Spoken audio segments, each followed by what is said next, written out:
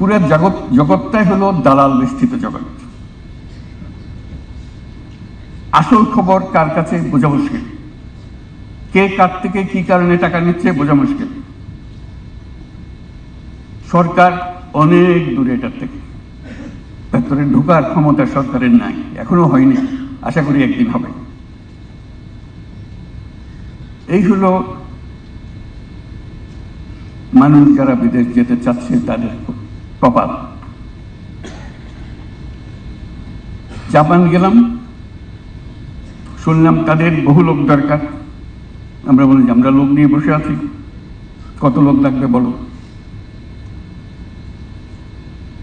আর কোন কোন দেশ থেকে তোমরা লোক, ইতিমধ্যে তারা লোক নেওয়া শুরু করেছে, সেটাই আপনাদেরকে জানানোর বিষয় আমার। ইন্দোনেশিয়া থেকে লোক নিচ্ছে, আরো কোন কোন দেশ থেকে লোক নিচ্ছে, নেপাল থেকে লোক নিচ্ছে। এবং নেপাল থেকে খুব সম্ভব যখন জাপান ভিজিট করি গত বছর, ইতিমধ্যে তারা 7,000 লোক নিয়ে গেছে নেপাল থেকে। জিজ্ঞেস করলাম বাংলাদেশ থেকে কত, যেটা দেখো অতি নগণ্য পরিমাণ, 1,000-2,000। তার মধ্যে নেপাল থেকে চলে গেল 7,000, বাংলাদেশ থেকে যেতে পারলো না। এটা কোন ধরনের কথা হলো? কোন ধরনের সরকার হলো এটা? তেমন কত লোক লাগবে বলে আপনি যত দিতে পারেন। তা আমি তাৎক্ষণিক বললাম যে আমরা 1 লক্ষ লোক পাঠাবো। আর কি বলতে পারি, এসব সংখ্যা বলা। সে যখন ওপেন এন্ডেড একটা কথা বলেছে, তারা বলছে হ্যাঁ আমরা 1 লক্ষ নেব। আমি অবাক হয়ে গেলাম, তারা 1 লক্ষ লোক, আরো বেশি বলতে হতো, আরো বেশি রাখতে হতো। আমি বললাম যে 5 বছরে 1 লক্ষ, 1 বছরের লক্ষ তো পাঠবো বুঝতেছি, কাজে একটা কথা বলতে হয়। বললাম যে 5 বছরে 1 লক্ষ লোক পাঠাবো, যতদিনে পারো, তোমার কোনো অসুবিধা নেই, যত পারো। শর্ত কি? জাপানি ভাষা জানতে হবে, তার একটা স্কিল থাকতে হবে, এই শর্ত, আর কিচ্ছু নেই।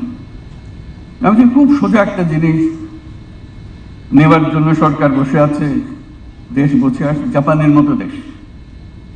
চিন্তা করেন কেউ যদি জাপান যায়, 5 বছর 2 বছর কাটিয়ে আসে, তার ভাগ্য কিরকম খুলে যাবে। আর ফিরে আসবেই বা কেন? বল যারা এসছে তারা এখানে থেকে যায়, তাদেরকে জাপান ফেরত যেতে দেয় না, তার লোক দরকার।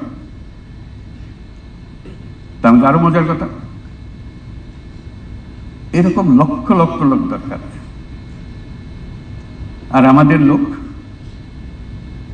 কাজকর্মহীন অবস্থায় আছে। কত বড় একটা সুযোগ আমাদের বোঝালো। জাপানের বহু শহরে বাস সার্ভিস, ট্যাক্সি সার্ভিস সব বন্ধ হয়ে গেছে। কারণ কি? ড্রাইভার নাই। বলুন যত ড্রাইভার পারো পাঠো, আমাদের শহরগুলো চালু করতে হবে। আবার মাইলের পর মাইল গ্রামীণ এলাকা ফাঁকা পড়ে আছে। আগে কৃষি কাজ হতো, কৃষিতে খুব উন্নত দেশ ছিল, তারা they are very proud of their agriculture. জনশূন্যবিহীন, মানুষ নাই, জন নাই, বাড়িগুলো শূন্য পড়ে আছে, ট্রাক্টর ইকুইপমেন্ট সমস্ত পড়ে আছে। তো তোমরা লোক পাঠাও এগুলো যাতে আমরা চালু করতে পারি। সেই কথার সূত্র ধরে বহু লোক আসা যাওয়া করলো, জাপান থেকে আসলো, জাপানি যারা নিয়ে যাবে তারা আসলো, তাদের সঙ্গে বৈঠক করলাম। তার মধ্যে একজন বললো যে আমার কারখানা এখন বন্ধ হওয়ার উপক্রম। আমার 5,000 শ্রমিক কাজ করে আমার এখানে, তার অর্ধেকেরও বেশি এখন 70 বছর পার হয়ে গেছে। আমি আর বেশি দিন ধরে রাখতে পারবো না, তারা অনেক আগে রিটায়ার করার কথা। তাদেরকে আমি ধরে রাখছি, আমার কারণে আছে, কিন্তু 70 বছর পরে আর রাখা সম্ভব হবে না। আমার কারখানা বন্ধ করে দিতে হবে, আমার এই লোকটাও। এরকম বহু কারখানা ইতিমধ্যে বন্ধ হয়ে গেছে, লোক নাই। এক অদ্ভুত পরিস্থিতি। কাজে এই পরিস্থিতির মোকাবেলায় আমরা কত দূরে আছি, যেখানে পাওয়ার জন্য লোক আগ্রহ করে বসে আছে, আমরা পাচ্ছি না। কেন পাচ্ছি না? তার মধ্যে একটা বড় করুণ কাহিনী। সে করুণ কাহিনীর একজন সাক্ষী এখানে উপস্থিত আছে, লুৎফে। মিডল ইস্টে যাই, যে দেশে লোক পাঠাতে যাই, প্রথম কথা হলো তোমাদের কাগজপত্র সব জাল, নকল, বেজাল, ভুয়া। বাংলাদেশ বিখ্যাত হয়ে গেছে সারা দুনিয়া জুড়ে শুধু ভুয়া কাগজের জন্য। আমাকে ইউএইর মিনিস্টার বলতে আমি নিজে সাক্ষী, যে মহিলার সঙ্গে আমি আলাপ করলাম, সে বলল সে ডাক্তার। বেশভূষায় দেখলাম, কারণ তারা নিয়ে অনেক কথা উঠছে, বেশভূষায় দেখলাম কত গৃহকর্মী হতে পারে সে, ডাক্তার তো হবার কোনো কথা প্রশ্ন ওঠে না।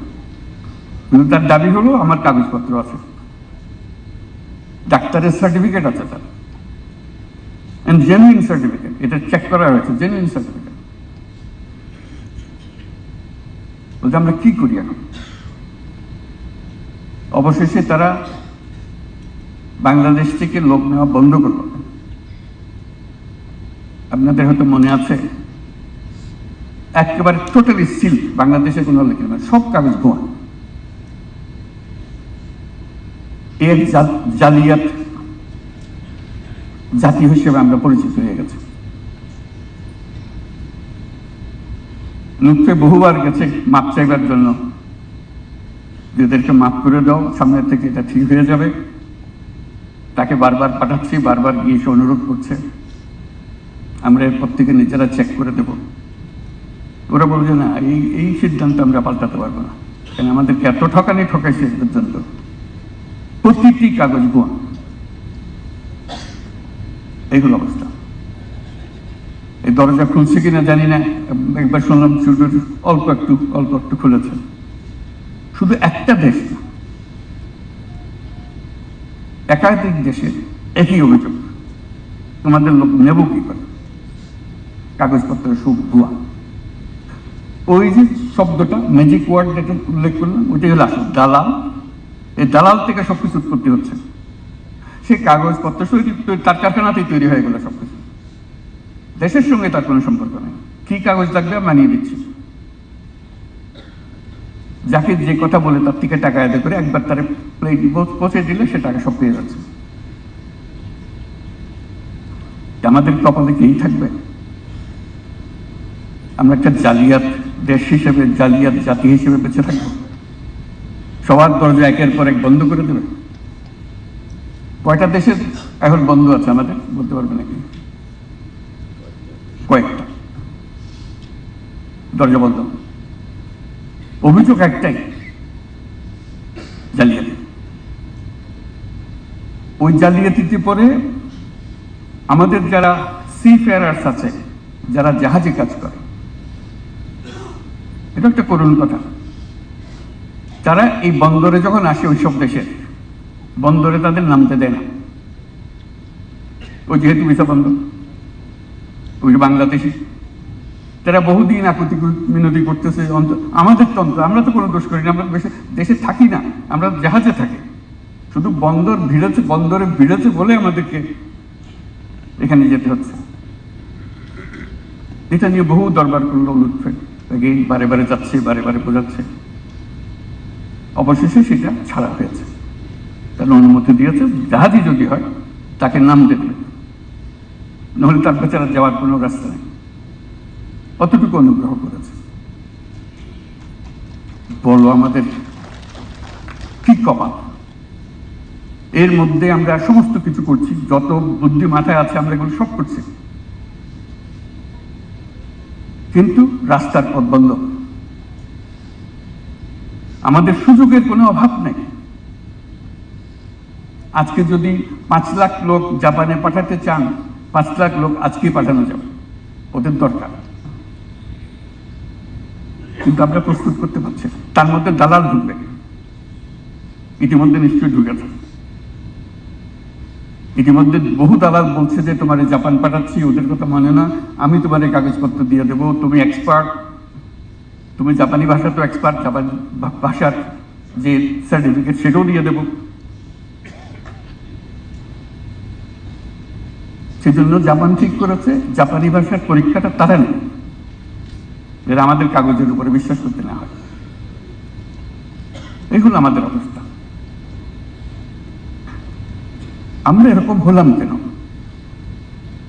এই বাংলাদেশের মানুষ তো এই প্রথমবার বিদেশ যাচ্ছে না, বংশ পরাক্রমে অনুসারে যাচ্ছে, যে কারণে আমরা বিলাতে যেতে পেরেছি, রেস্টুরেন্ট খুলতে পেরেছি, ছেলে মেয়েকে স্কুল কলেজে পাঠাতে পেরেছি, তারা ব্যবসা বাণিজ্য উপরে উঠেছে, তারা রাজনীতিতে যোগ দিয়েছে, তারা এমপি হয়েছে, তারা মন্ত্রী হয়েছে। জালিয়াতির খবর তো আসলে এত যুগ আগে তারা পারলো, আমরা পারতেছি না কেন? আমাদের ক্ষেত্রে এরকম হচ্ছে কেন? আমাদের তো সুনাম, দুর্নাম যেরকম আছে সুনামেরও কোনো কমতি নাই। আপনার স্বপ্নগুলো আকাশ ছুবে প্রবাসীর হেলিকপ্টারের মাধ্যমে। বিয়ে, জন্মদিন অথবা যে কোনো বিশেষ প্রয়োজনে হেলিকপ্টার ভাড়া করতে যোগাযোগ করুন স্ক্রিনে দেয়া নাম্বারে। প্রবাসীর হেলিকপ্টার, নিরাপদ ও সাশ্রয়ী বাহনের বিশ্বস্ত নাম।